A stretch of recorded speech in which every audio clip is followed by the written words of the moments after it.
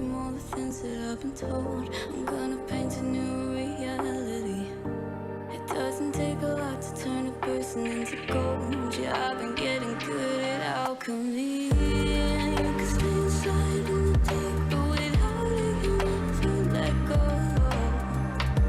And when you're done with hiding and you wanna have control, you and I can find a perfect fantasy. Stepped out looking like a small fire, half glass that are filled with desire. Head down, but no, I can't deny it. Life is fun when you're a liar.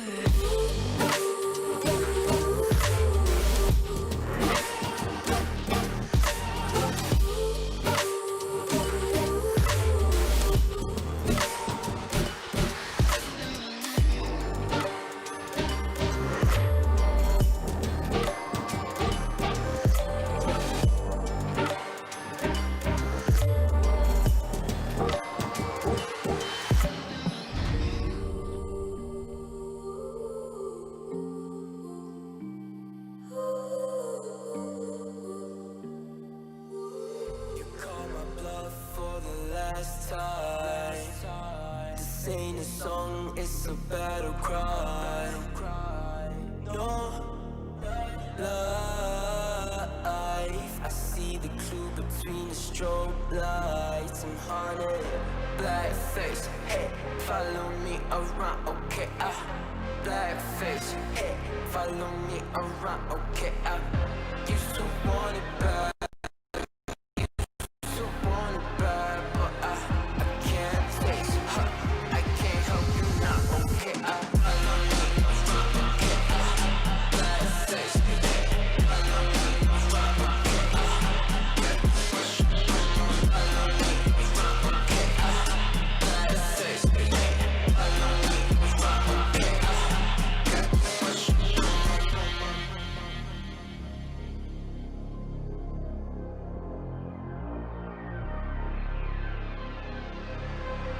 Got too much up on my plate, now I can't think.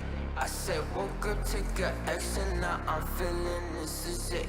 Want the money, want the rest. I do purse, not no cess. They say darn, it's why you sad. I said I just need the thing. Red tape, got too close, I hit the city. These are those moments I don't think anybody else is going to forget.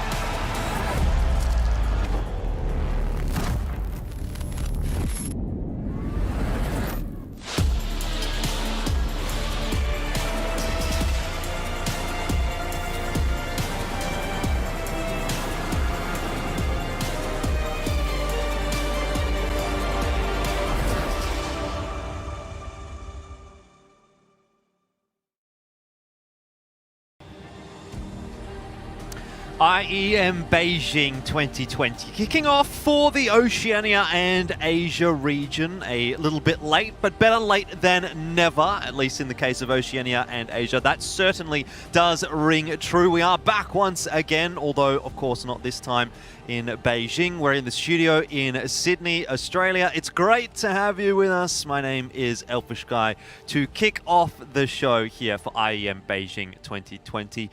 Circumstances remain the same as what we've had throughout the rest of the year, but we are still excited to get underway with another tournament here in the region down under. Of course, I have on the desk with me Pilsky and Mac. It's always the three of us, isn't it, that tend to start these shows off. Maybe the Three Musketeers, the bad boys down under, whatever you want to call us. But it's great to have you boys back with me, and looking forward to jumping into some CS, because it has been a little while since we had a little bit to talk about. It definitely has been. I think we should definitely stick to some kind of brand. I thought we were B-Stream Bandits, but I guess, True. you know, we're not that.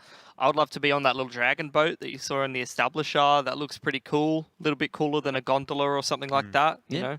They have them in Australia. You know, Do you they? can- The you dragon can join, boats? yeah, dragon boat clubs. My auntie actually went overseas to compete in dragon boating like a couple of years ago. I'm not even lying.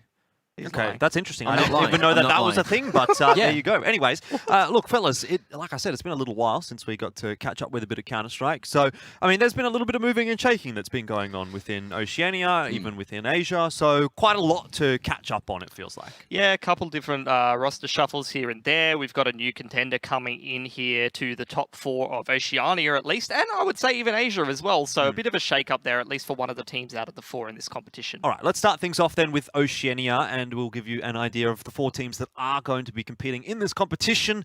As always, Renegades, Avant, and Order have made it through by virtue of the invite system.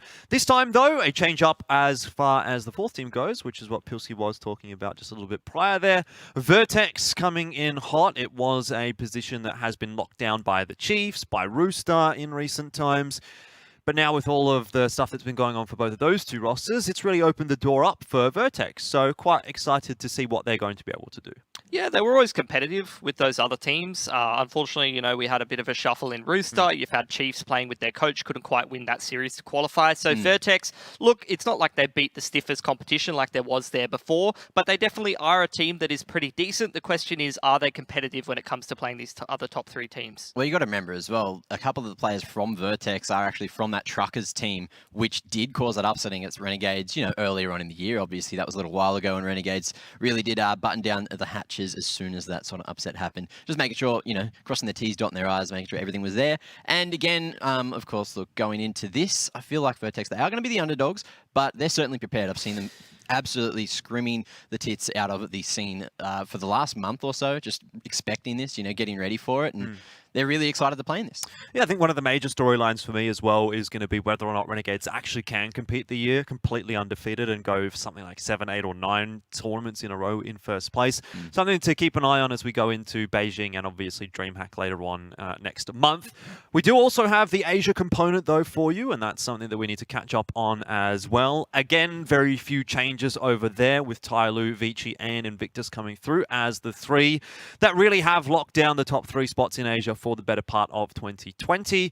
Again, though, we do have a change up for that 4th slot, which was traditionally held by Beyond Esports. It's actually going to be going the way of D13 this time as they made their way through those qualifiers. Now, I like it, you know, like a bit of a change up. We've been seeing a lot of Beyond. I did want to see what the likes of Tiger, the likes of D13, even Paper Rex, some of these teams that are in Southeast Asia would be able to do. And of course, we've got a different team, so that's always going to be nice. Though, what I will say is I don't think it necessarily changes the result all that much. Oh, potentially not. I'm keen to see how they go against Invictus in particular. Obviously, there's a bit of a toss-up when it comes to that Asia qualifier match. You know, like you said, a couple of different teams that often do vie for that one, whether it's Beyond or Tiger. This time it's D13 to come through, although a bit of a different D13 that we got than the last time we saw them in one of these premier top 4 Asia tournaments that we've had this year. Yeah, I really haven't had a chance to look at this D13, so I believe tonight will be, you know, a bit of a different, you know, I guess, situation. You know, obviously they're going up against Tyloo, so it's not looking likely that they will cause the upset. However,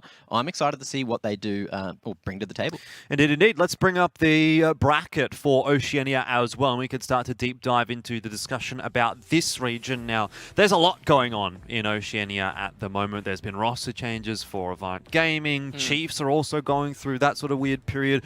A lot of the Rooster players no longer able to play, and therefore we wonder what's going to happen with that roster. Obviously, 100 Thieves also making changes. So does that mean some of those players are going to be returning back to Oceania? So many questions to be answered. We won't get the answers to those questions, I don't even think, till maybe even next year. But it's still another tournament that we go into looking at Renegades to be the ones in that prime position. They face Vertex in the first round of the bracket here. Should be a fairly straightforward game for them.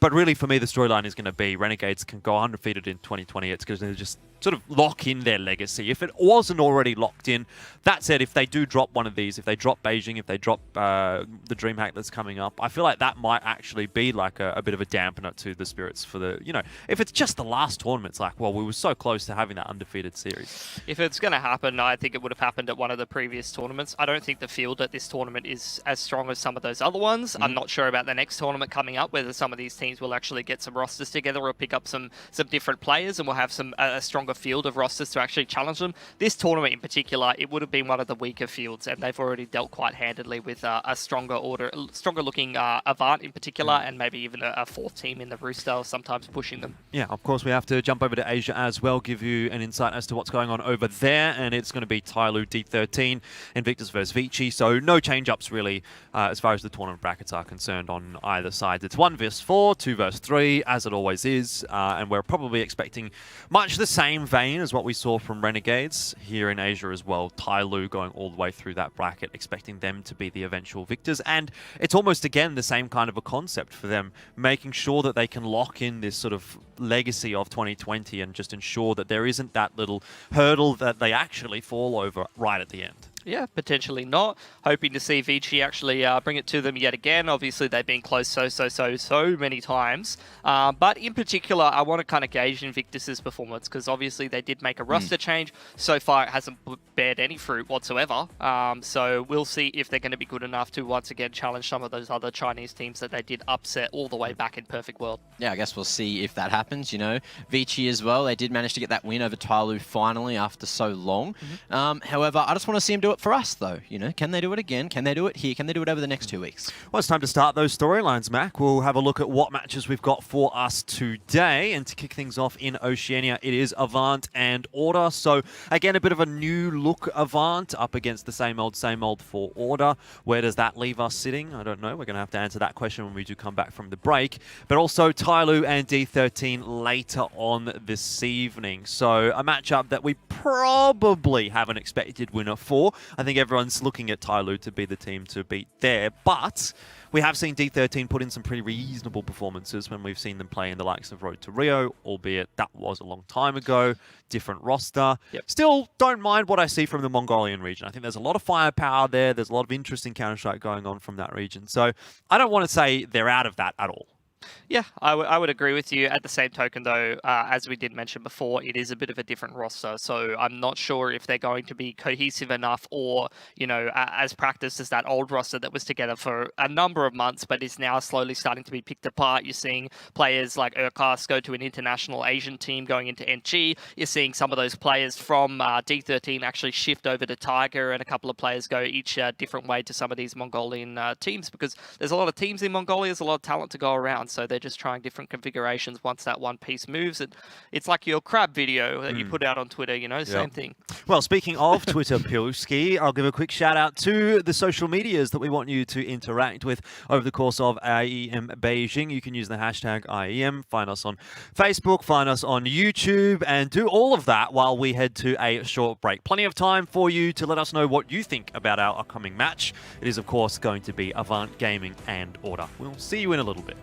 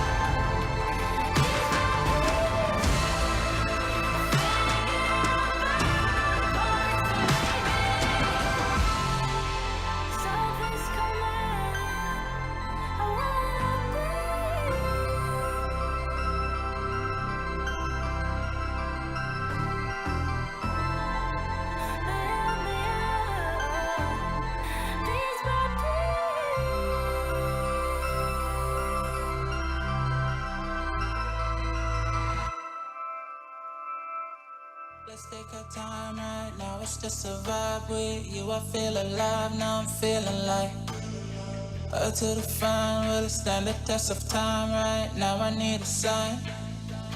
Tell me if it's over, come a little closer. We should take our time to think this damn thing over. Should we grow closer? Should this be over? No heart for your mind, probably we should start over.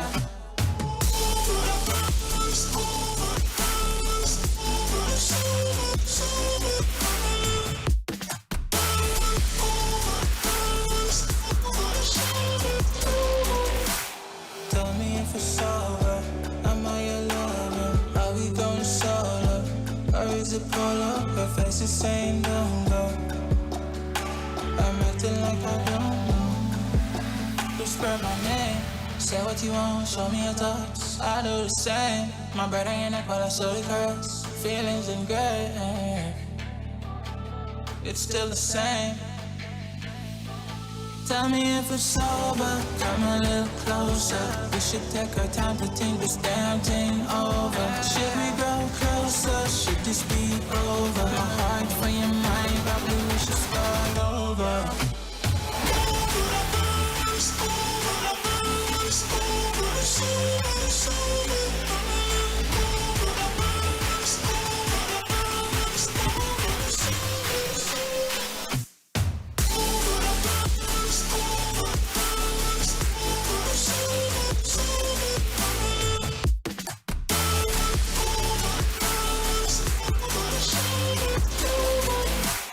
Tell me if it's over, am I your lover? Are we going solo?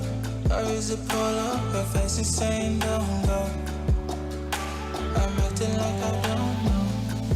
Tell me if it's over, come a little closer. We should take our time to think this damn thing over. Should we grow closer? Should this be over? My heart for your mind.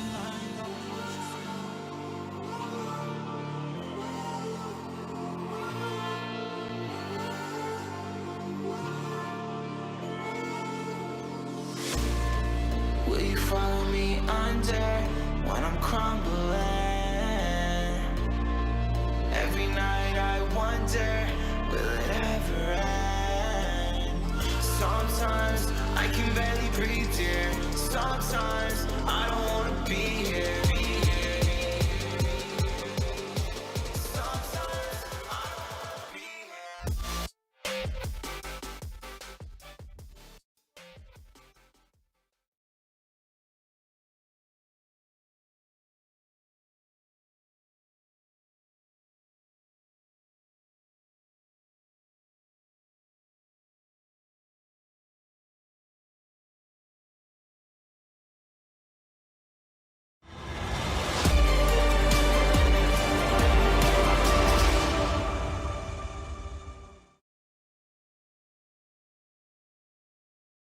Order and Avant to kick off the day and to kick off IEM Beijing Oceania. It couldn't really be a better matchup than the one that we've seen already 20 times this year. 2020, 20 games of Order and Avant, and we're going to get, I think, now our 21st, if my math proves correct. But there are a lot of numbers involved there, so I might be off by one or two. The TLDR, though, fellas, is that we have seen a lot of Counter-Strike between Avant and Order this year, and it really does continue to seem like one of those 50-50 matchups. I guess before we get into that whole sort of prediction discussion and what have you, that'll come up a little bit later. I do just want to get your general feelings on this matchup, because for me, I think I've been leaning a little bit more towards Order for the course of 2020, mostly just because of the tenure of that roster sticking together, and that continues to be a storyline coming into today. Yeah, look, the last time they played, I think it was an MDL Grand Final, and Avant had a one-map advantage, and even with a trial player, stand-in, whatever you want to call it, not really having the best performance, they were still able to win that. Big plays from Mr. Hazard and some of the other lads to bring him across the line there, but that was with a one-map advantage. Maybe that means that Avant, even with a potentially a stand-in today, can still do some damage, and I wouldn't be surprised to see it. But like you said, Jordan, I'm going to lean more towards Order because I trust the tenure a little bit more. Not only that, Mac, but Avant tend to not be the greatest of teams in these round one matches. It's the lower bracket where they do the most of their work. Well, it's going to be quite hard to sort of break this one down as well, because we do have the slight roster swap coming into today. So Versus not actually playing for them. They're going to be using Noobster instead. So let's see where he's going to fit into the roster. Because, you know, Versus not there anymore. So it's fresh, completely fresh. Who knows which way this one's going to go? Well, I'll tell you what, maybe we better go to the horse's mouth. We've got Ofnu this time for an interview, who's not someone that normally does interviews, so very much appreciate you jumping on today, Ofnu. It's great to have you, and we have plenty of questions. Obviously, you've had a bit of roster mania yourself, so let's just talk about the elephant in the room. What's the deal with you going to Chiefs and now coming back to Avant? How's that all sort of played out? Well, I don't know. Obviously, I got removed from Avant and I went to Chiefs. And it was really good there, to be honest. I didn't have any problems. I think they're all really good. But when I got the chance to go back to Avant, I wanted to it's like redemption a little bit for me, seeing as I made mistakes in that roster. And also, I mean, salary helps as well. Okay, so it seems from your answer there that you feel Avant is a stronger team than the Chiefs? Yeah, I do. Yeah, I think results would back that up. How have you been going in terms of the role that you're playing? Did that shift at all between Avant and Order? I do often sometimes notice that certain maps you can be a little bit more aggressive and, you know, like Dust 2, I've seen you pushing up Catwalk, and sometimes you're just sitting and anchoring on a bomb site. Have you gone through a bit of a role change based on your team or just based on exploring your own playstyle a bit more lately? We're trying something different with me on T side, but City side has mainly stayed the same, with the exception of Mirage, where I'm anchoring, just because it was easier to do that with Riley in the team. And I think I'll probably stay there because I think it's quite good. Like I like the spot, and it's something that has always kind of been a weakness in some teams. I think people don't really like playing a Mirage, so I don't mind it. So I think I'll stay there. Cool. All right. First off, thank you again for doing the interview. It's I feel like it's the first time I've done an interview with you. It's been so long, and you've been playing for so long as well. But so today going into this, you got Noobster instead of Versa, correct? Yep. Yeah. So how much practice have you managed to get going into today? We played 3 scrims. Okay. Nice. Yeah. That's all. You only need to play 3 maps That's all we instead of need. 3. So Yeah. 3's better than 0. All right, I guess to top it all off then, what's the expectations here for IEM Beijing? Is it more of a case of just trying to integrate yourself and these newer players back into the roster, or are you really shooting for gold again? I think always trying to win, especially just at least playing the grand final. I think we can always beat Order and Vertex as well. Okay. So I mean, yeah, we think we can win if we just play properly. If we play well, we can still win without like much practice. Awesome. All right. Well, best of luck in the competition, and I'm sure we'll catch up with you later on in the piece if things do go well for you. Thank you. Awesome. Cheers. And that is Ofnu from Avant, feeling, I would say, reasonably confident. You know, that's kind of the vibe that I almost get from him there. Not like overconfident or anything like that, but at least it seems like they're going into this one feeling like they can contest. Can we just talk about quickly how happy that music was, that backing track? I was feeling, I was like, oh, I'm You're feeling vibing? bubbly. Yeah, I'm vibing it. Let's go. All right. Yeah, cool. That's good. I mean, I guess you always want to be feeling good going into a game of Counter-Strike, whether you're playing, whether you're casting, which is obviously for us the case. I'm feeling good about this one, though, Pilski, especially after hearing from Ofnu. I mean, I did have my reservations about this whole roster change situation. I definitely had my reservations about them coming in with a sub, but, you know, I guess a few scrims under their belt. It's not a whole lot, but at least it's something. It's not like they're coming into this one completely fresh, which, to be fair, is something that we've seen from some teams in the past already this year. So, general consensus based on that, Pilski, is it convincing you at all, or no, are you still not really. Like, leaning I'm to still Order? going to lean towards Order. I think, like, if you look at the pieces that Avant has, and even you just look at that MDL Grand Final, Avant has everything that they need to be able to win. I think it's a question of what the stand-in does. You know, if the stand-in makes minimal, it doesn't matter who like the stand-in is, as long as they're of average skill. Obviously, it's a bit of role crash because Noobster was an AWPer before, but I feel like, you know, you've already got Hazza, Sterling, Ofnu, APOC. You've got a pretty good roster as long as the stand-in just does his job, doesn't, you know, make too many mistakes, doesn't concede too much towards Order and become a big sort of liability, then they should be okay.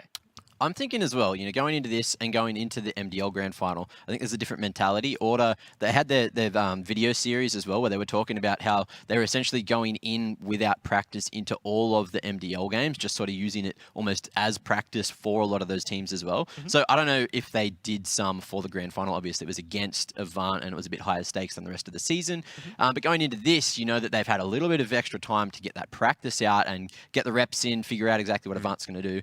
But then Avant might change it up. You could see Chris as well saying in the interview, often rather, he did mention that he's going to be doing something different on the T side there too. Indeed. And this, oh, excuse me, this is a fairly important tournament. There's Pro Tour points involved and all that stuff as well. So I guess what you're saying is true. Maybe they go into those ZSEA games, take it a bit more chill. But this is more or less one of the top tournaments you can play if you are an Oceanic team.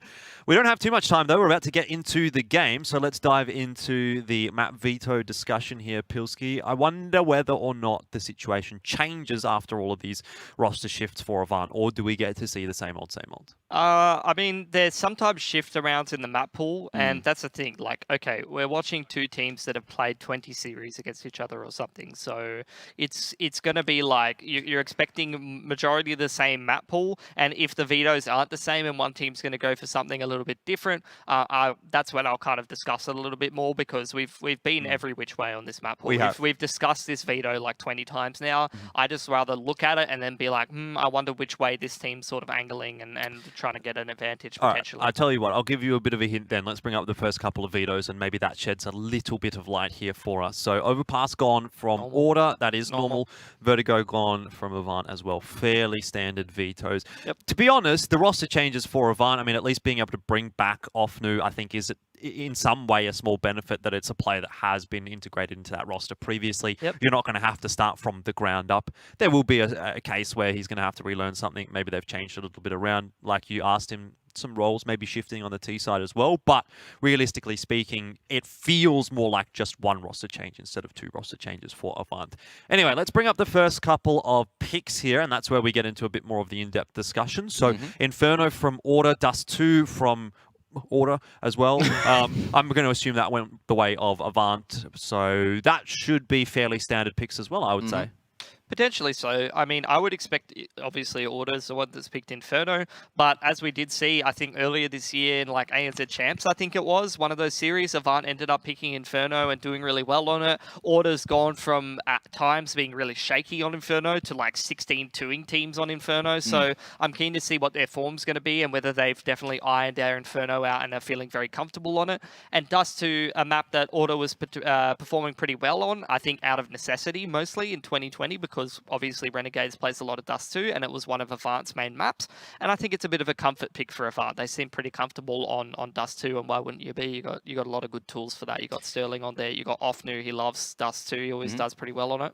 And then you got Noobster as well. So going to Dust 2, and look, I still feel like there's potential for it to go to Train as well. These are AWP maps as well. So, there's a chance for that double AWP to come out. Double AWP. Okay. Okay. Inferno does too. We'll see how this one pans on out for the third map in the pool. Let's bring that one up and see. Mirage gone. Probably happy to see that. I'm a bit bored of Mirage lately. Nuke's also out of the picture, which means we do get to see Train. So, like a bit of Train. Mac, you've been sort of pining for Train over the last couple of months, I remember, on this desk. Yeah. So you must be happy to see that. Do you reckon we're going to go all the way to Train, or is it going to be just a 2-0? We just never got to see it. So, I'm excited that there's a chance that we get to see it. It is that third map, so we will have to go to all three, which I feel like we should in this matchup. It's been so close lately that I don't see this going 2-0. But, yeah, I'm excited for a bit of Train. Don't know which way it'll swing, though. Another AWP matchup as well? Double AWP on Train, not so shabby. Yeah, maybe. Okay. Certainly could. Not too bad. All right, Pilski, how are you feeling about the map veto as a whole? It's interesting that Train ends up being the decider. That's a map that Order used to first pick and has an extremely high win rate on, although Avant did get a couple back with some pretty nice counter-stratting and ended up being pretty decent out of Train on necessity themselves. I'm just going to back... I mean, look, these teams have played each other on this map pool so many times. I'm just going to back Order. They've got a more sort of... better chemistry roster is how I would say it. They've been together for longer, and Avant, they're going to have to juggle around a few extra things. Yeah, I mean, we'll talk our predictions in a little bit, but I'm sure it's pretty obvious where all of us are leaning toward, having a look at the head-to-head between these two teams, Avant and Order. Both sitting, I mean, fairly similar placings within the world ranking, within the Oceanic ranking. I mean, it's no doubt that they are second, third within Oceania. An argument can be made either way, although we would probably lean toward Order just based on the tenure of that roster, especially now after those recent roster changes. Inferno, also a map that both teams can play, but again, as you've alluded to, Pilski, it's one that Order tend to angle toward a little bit more so than Avant. And we've seen some of those really almost disastrous games going against the opponents of Order. Sometimes, like you say, 16-2s, that kind of thing for Order. And I feel like that could be a possibility today. You know, if Avant, even despite the fact that Ofnu feels kind of happy coming back into this roster, do come into this game a little bit underprepared, it is going to be an Order roster that's very, very ready to run over them. Potentially so. I think it really depends on, I would assume Avant's going to go and pick that CT side, and I think Order, the CT side is actually the side of the game where they tend to dominate a little bit more. The T side, they can grind out. They've historically had a very, very good T side, but whenever you see those massive like 13-2 shutdown halves or like 11-4s, it's usually on the CT side. So at least if Avant can keep their money straight, if they can get off to a pretty decent start, they can keep it a pretty competitive game. They don't want to give Order too much room on this first half, in my mind, because I feel like if Order are feeling confident, they feel like they've got enough T rounds, that's where the shutdown could come in on that CT side. And obviously Avant, they're playing 3 scrims deep into this roster, at least with their 5th player. You don't want to be pugging it out on the T side of Inferno against a really good team. That's where you can get shut down by that utility. You can get shut out of Banana, and you can really struggle to get the ball rolling. Well, I guess we'll see if that is the case once we do head towards the map, of course.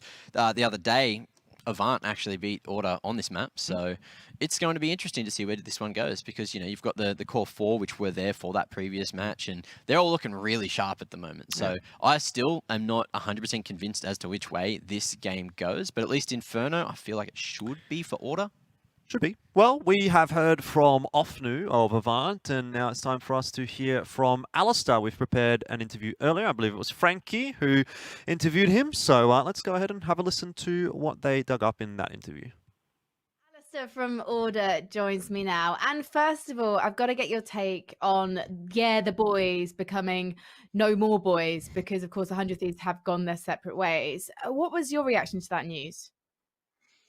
Yeah, I was pretty gutted. I was talking to Jay a little bit throughout it to make sure he was all good and stuff. But it sounds like it was, there was no hard feelings with like all the lads, and they're all really good mates and stuff. So it is the end of an era, especially for ASS. They sort of paved the way for us, so it's really sad in that regard. But I think they're all going to pretty much land on their feet. So in another sense, I'm excited to see what the future holds for them.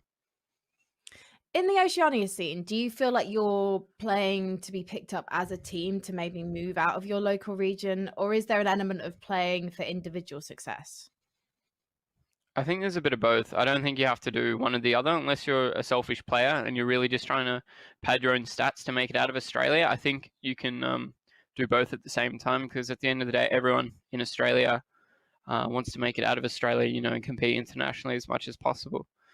But I don't think it has to be so black and white unless you're, pretty much just like a stat padder.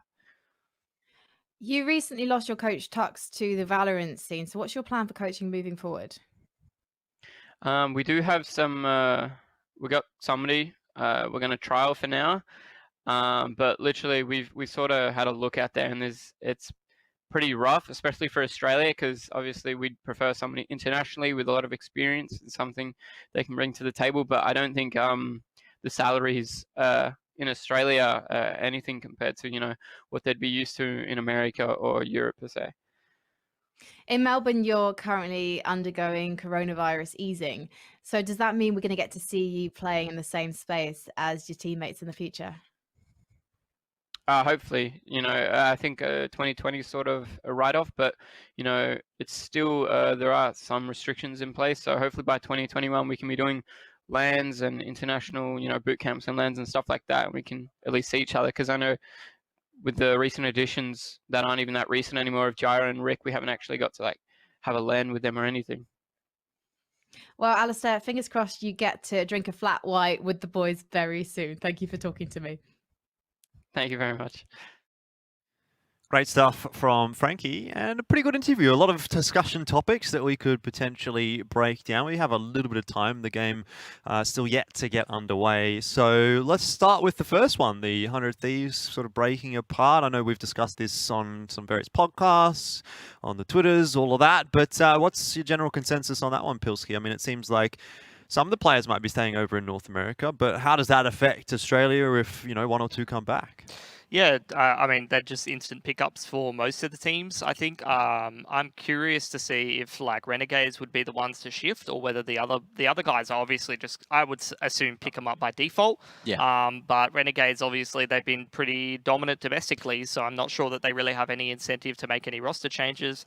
I'd be keen to see how it goes. By the same token, though, you did have that report that we have I think it was like a Russian org or something like that coming out of complete left field and looking to pick up the core of the boys, because I think as long as they maintain a 3 core, they still have the previous major RMR points? RMR points. They've got, like, they've played at the previous major and things like that, so it could be potentially valuable for an org to pick up those 3 core members and try to maintain, you know, some potential claim or some potential like ability to leapfrog themselves from a position where you're picking up like a tier 2 roster or a tier 3 roster in Europe, or that's playing online tournaments, versus a team that's actually got some RMR points, that's played at some of these lands, that's played at some of these majors, and you can get your org brand out there a little bit. We've seen orgs in the past really look to pick up players based on that as well. It's interesting, isn't it, Mac? Because there are so many rumors that tend to get thrown around. You know, initially we heard that they were joining Gen G with Bentet. We heard that Jacob was going somewhere or staying somewhere. There was rumors that Jacob was going to be going to, I can't even remember what team it was. There was JKS to Complexity, Jacob to... Didn't Jacob get picked up? Yeah, he did get picked up. He did. Yes, I know. Yeah. But like, it was another team that I think it was Cloud9. I think everyone was saying he was going to go to Cloud9, okay. and then, you know, so it's this org that you're talking about, Pilsky. I mean, I take that with a grain of salt right now until we really hear anything concrete. Yeah, I really heard. I was pretty solid. Like, heard some solid rumors about them going to Gen G, but now Gen G's over in Europe. They're in playing Flashpoint, with, yeah. So that's they've got Exist and Kriaz playing for them in Flashpoint, Yeah. and they had a pretty massive upset yesterday. Actually, they 2-0'd OG. It was not a close game. Kustal was just blowing everyone's head off. Kriaz looked pretty decent. Obviously, you know, he's coming into sub in there, and Exist is coming into sub in there, and because they're playing in Europe and they're playing online, those guys haven't been pushed. I mean, playing in a different roster is pushed outside your comfort zone, but at least in terms of just playing from where you're used to playing from, you're still playing Counter-Strike. You're not getting pushed too far outside of your comfort zone to just slot into a roster and just try to play your best game. And it seemed like it's worked out for them, at least for the time being. One of the other topics that Alistair and Frankie discussed was the whole COVID situation right now, with the lands obviously not being a thing here in ANZ. And one part of what Alistair said that I thought was interesting is that since they had Jyra, and who was it, Jyra and Ricky being added to the roster, they haven't actually played a land with that roster. That's unbelievable. And you know what? Yeah, we used to talk about Order being land dragons, right? Yeah. In comparison to Avant, that's where they could get their edge, and they haven't been able to utilize it, right? Yeah, there's been a few times where they've managed to at least do it online, so that's worked out. But like, think of the step up when they do get to play on land. Of course, they did have EMAG at the helm when they were playing all those lands, so things could change, times could change. I guess we'll see once we do find some time to get some lands in again. What do you reckon as far as like a premium being put on that first land? You know, even if it's like some really small land, maybe 10k prize or something like that, you reckon every single team goes into that like really wanting it just to prove something?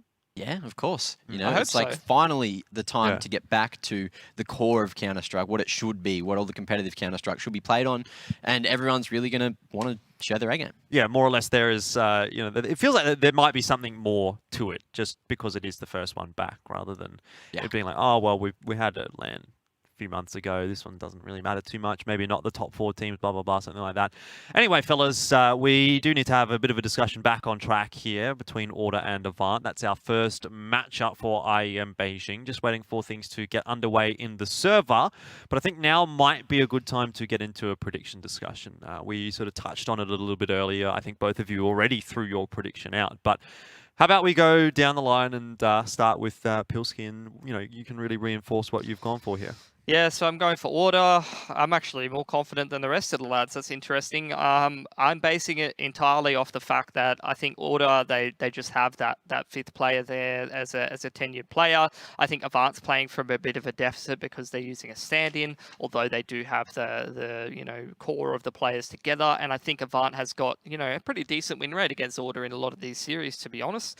It is the first matchup. It's not the lower bracket, number 1. And number 2, you know, they're subbing in that completely new player. So I'm hoping that Order, after dropping that MDL final with a 1-map disadvantage, where they didn't drop more maps, it was a 1-map disadvantage. It was 2-2 in terms of the scoreline. So I'm hoping that they can pick this one up, and I'm feeling pretty confident about it. By that same token, though, the last stand-in for Avant didn't perform fantastic, performed okay, but not fantastic. If Noobster plays better than that, maybe they play even better and they're actually able to win in a best of 3 without the map advantage. Yeah, and look, if in the best of 3, I still feel like it's going to go to all 3 maps, but obviously I've picked Order there. Not super confident with that pick, only because Avant, they just have that... 58's a very specific number, Mac. Yes. Very specific Well, I number. saw everyone going for like 5s and 0s, you know, multiples of that, and I was just like, come on, get out of here, boys. Let's go for the 8s. Let's put some 1s and 3s in there, you know, just keep it a bit creative. Okay, yeah, fair enough. Well, look, I always go into this kind of matchup feeling like it's a 50-50. That's why I've gone for the 50% confidence, although I do lean a bit more towards Order, very similar to the GG bet odds here. For the reasons stated previously, they've got more of an experienced tenure as a roster. Avant with all those roster changes, you don't really know necessarily what you're going to get from them, but they are the kind of team that could potentially make an upset happen here. Kev, as always, has gone for a little bit of a curveball selection. I think we were having a bit of a look at the EU matches. We did our predictions for the EU matches as well, and Kev managed to get every single one wrong on day 2. So I don't know how much we want to read into his prediction. I'm sure it's just, you know, going to be the same old thing. He'll get behind and then go, well, just got to commit to it now. Yeah. I saw that he already did that. I think he picked Spirit in a match which either was played last night or will be played tonight. Yeah, Spirit's one of those teams, though, where it's like you almost want to predict them. They win so many of these games. They're always pushing teams. All these CIS teams, like your Virtus Pros, I mean, you just saw them beat Cloud9 yesterday, even your Spirits. They're such dangerous teams when you're playing online. I swear to God, they could win versus pretty much anyone. Almost like maybe D13? No? You reckon? You don't think D13's a dangerous team? I think they're dangerous. I mean, I'm keen to see what their lineup's going to be because I'm not sure who they're playing with today. But if it is the lineup that I think it's playing, then I don't think that they are a dangerous team. Is it better or worse than what the old D13 was? I think it's worse. But that's my opinion. Okay. I think, you know, I haven't seen some of these players play, so I'm going to reserve my judgment. But I am biased. I did like that last D13 team. So based on my own biased, my own biased self, I'm going to say worse. But maybe I'm wrong, and you know, I'm frequently wrong. So. Okay, here's an interesting one as we're getting pretty close to the game, guys. We have a couple minutes to go. Okay. Is the new Avant better or worse? It's the same team. I'd say, you know, there's more experience coming in. It's like, are we talking from the last 2 roster swaps or just the one? I mean, that's the question, isn't it? It's like, which one am I really talking about? Do I go back 6 months to that Avant? Are we talking about... I think we should talk about the Hue Avant versus whatever this new Avant is going to be. So there's the Hue Avant and the new Avant. That works out perfectly. Anyway, what's your thoughts? I mean, who could actually be that 5th player coming in? Is it going to be Noobster or is he going to be just... someone from Rooster, please. Someone pick up someone from Rooster. Please. The 2 players pick remaining. up ASAP, please. Yeah, true. ASAP needs to find a home. That's going to be sad for him to sit out for another year. Anyway, let's not talk about that. I want to talk about, you know, we're talking about what's better or worse. I'm going to say probably the new Avant looks better than the old Avant, just because I really want to see what they have, what their skill ceiling can be. But I also have a question for you guys quickly before we do get into the game. What is better or worse, Jordan Elfish Guy Maze with a moustache or without a moustache? Because I think it's with. Look at him. He's beautiful. This man is a hunk, and his missus won't let him keep the moustache. So we need to get a poll going somewhere. We need to do something, a petition rather, to get this man to keep that moustache, that glorious thing on his face, because you'll see how beautiful it is by the end of the month. I really hope she's watching right now. She does sometimes tune into a bit of the Counter-Strike while we're casting. So hopefully, Sarah, you've heard that. And the people have voted, I suppose. Pilski, we do need to ask, where's the mustache coming from you? Maybe that's a question you can answer. Last time I already dodged it, and I've once again dodged it, and this is perfect time for us to go into the game, because once again, I'm going to dodge it. Saved by the bell. Anyway, we are into Inferno. It's map 1 between Order and Avant. It's taken such a long time to get here. Thank you for being so patient with us.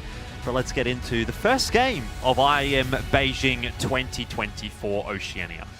Beautiful. So it is going to be, like I said, Avant on that CT side. Order will be starting out on T. This is where Avant let's get this pistol, let's get this money rolling nice and early. Don't give Order too many of these T rounds because they are dangerous as hell on that CT side, Mac. Let's see where they decide to go. 2 sets of util for Gyro and Ali, and it looks like we are going to see a couple of the boys send it up Banana, looking to hold nade stack. That's a read. Noobster going to be copying a huge amount of damage off the back of that. The 4-man stack, the push from Avant is going to find a bit of action early. Ali very low already. Ricky tries to force them back, and there is going to be no more mid push. Yeah, a bit of a anti-climax there as you do see Order spread back around the map. They do take balcony control, and they actually force straight into B. They're trying to get this kill onto Offnu right now. And he has managed to fall back into construction just in time, giving full control of the site, but the bomb still needs to make its rotation in. There is some smokes, which are going to be utilized to make this cross safe. Gyra, no armor though, and cops some damage, but he will cross with his life. 2 men facing here, that is dangerous. And Ustillo finds a beautiful headshot on the Offnu. Sterling wants to trade, spots that shoulder coming through, as well as the flash, which he dodges, but he can't connect. This Ricky to find one. Quick trades from APOC and Hazard though, as they continue to wrap in from construction. Well, we'll just see if Azur is going to be able to get this pick here, and he does. APOC actually connecting as well, and it's all on Ali with 6 HP. Oh, and he's making the timing look so damn good, but it's 3 men to find, and he couldn't find a single. There it is, Avant with the first round on the board. Successful retake and a 5-on-5 post-play. Yeah, not a bad start for Avant. A very chaotic round as well, just backwards and forwards. Moments could have gone either way, but always good to start off with the CT pistol, get a bit of that money in the bank, particularly on a map like Inferno where util is going to be pretty important. Speaking of, Gyro's got a full belt of util, so what has Order got prepared for this round? Well, they bought into it. It was interesting that Avant came away with that one. I think they had the man disadvantage. They didn't have a very good read of what was going on. You saw Order pushing into balcony and B at the same time, but they still managed to come away with it. However, Order, a couple of kills for them. They get that bomb plant. That's going to allow them to build up a little bit of extra money, which allows them to feel a bit more confident about going for this force buy with a couple of extra grenades. Quite important on Inferno, and they're taking quite a slow approach here, Order. Waiting for any kind of pushes out of Avant, any overextensions that they can punish before they go through with the rest of their game plan. In the meanwhile, Avant's taken this banana control. Dodging a little.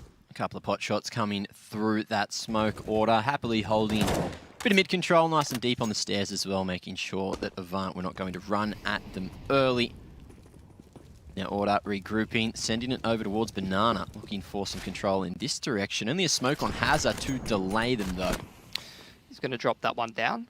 Is a 4-stack over towards A, and that last smoke will be the only piece of utility that he can throw down before this execute does come in from Order. Ricky's trying to keep him honest in towards Boiler and Apartments, make a little bit of noise, and in comes the execute from Order. Sterling's just chucked down his grenade. There's no harm done to Order as a result of that. There's perhaps even an over-rotate from Avant now that they've stacked 3 over to B.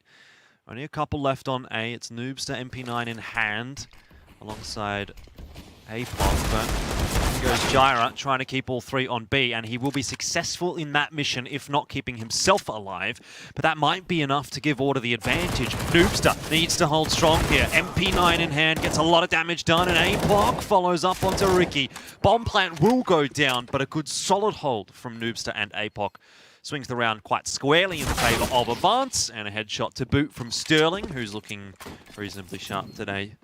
Will let them a second round. That's the kind of round that you want to see from Noobstar, you know? You don't want the stand-in to be a liability, and he was anything but there. A lot of trust being put in him. He's the only player on the A side dancing around that pillar with nothing but an MP9, and he gets that 1 kill, and he dinks another player, buys an extra 15 seconds. That's exactly what you'd want to be seeing from him. Keen to see if he's able to keep that performance up for the entirety of this series, because we know Noobstar. He's a very sharp player when he's feeling on the ball, but at times in Ground Zero, I think he was a little bit flatter than we were used to seeing. And I guess we have a lot of time to talk about that, because it seems like a couple of these Order players have pieced it. Noobster used to be on Breakaway with Hazard as well, right? Yeah. Yeah. I remember that roster. That was a long time ago About now. 2 years ago, yeah. Doesn't feel Was he that AWPing long. on that lineup, or was it Andy? Oh, I think Gyro or Andy might have been, because they had 3 potential AWPers. That's That's a while ago. Gonna have to rack our brains for that answer. I think it was Andy who was AWPing. He was, I remember thinking like this guy's going to be like the next big AWPer in Oz, and then just pieced it into obscurity. Yeah, well, I've played some Among Us with him lately. He's still around. Oh, is he AWPing in Among Us? No, I think he's playing on. That'd be a bit broken. He's playing Bit OP. Valorant for McTeam. That's what he's doing. I'm pretty sure. Okay, yes. So he's made the transition. But look, we're here with CS. We are CS lovers. Well, I mean, some of us more than others. Some of us haven't casted a Valorant tournament yet. That's just me. That's just you. That's yeah. just me. I'm the only CS purist here. Was that a stab at us? Yep. For what, branching out and just trying to, That's right. you know, make a living, Jordan? You dirty Valorant abusers. Whoa! Jordan, I set you up for nothing but success on CS. Remember all those calls I did for you, and you I got remember. the 3K I got lobby that 3K. against Eco, and then you put it on Twitter, and you were like, "Look how sharp I am." I was sharp. Yeah. It's probably the sharpest moment of my life, You actually. killed 3 pistol And is players. he trying mate. to throw shade at us, Mitch? Throw shade at Is he us? throwing shade I don't at need to us? throw shade. You guys do that enough yourself with your predictions. Oh, of It's fine. course, of course. No worries. Well, won't be playing MM with you anytime soon. That's Yeah. alright. Don't need it. Story. Just another player to carry. APOC is the oldest player in the server. That is true. Rick Astley's never going to give you up at No. #1 the year he was born. Don't Or know he's- about that. I mean, it fits because he's never given up playing CS. Can He just someone- keeps going. I don't know what song that is. Can someone link it in chat so I can quickly listen to it? Do you guys mind if I just Google And actually, that song? you know, the guy that sings that, Rick Astley, kind of looks a bit like Pilsky, now that I think about it. Oh, he does too. You Well, I could- don't know what if you song just you're do a little talking bit of this, Pilsky, do a little dance. I don't think I've got any moves, mate. Come on. Yeah, actually, it looks pretty legit. Yeah. I'll never do that on camera though. Not for the viewers. Anyway, Subscribe to Pilsky's OnlyFans to see. I just want to mention, OnlyFans. I always get extremely scared when Gyro disconnects from the server because one time down the street from him, a power line fell down. And although he's in a different state now, so hopefully the infrastructure of the power poles is a bit more solid in the city. Yep. Yep. I'm told it's not going to last too much longer, so I think cool. we'll be safe. Plus 100 event in 5 different seasons. That's pretty good. Farming that MDL. Wasn't he talking about stat padding before? He was. But I think he's just doing his job when he gets Well- that, you know, so. I'm just thinking. I'm Yeah. trying to think of the saying. It's something like a thief only spots other thieves or something like that. Oh, yeah. You know, so Yeah. basically a stat padder only spots other stat padders, whereas if you're not a stat padder, you don't even think about it to begin with.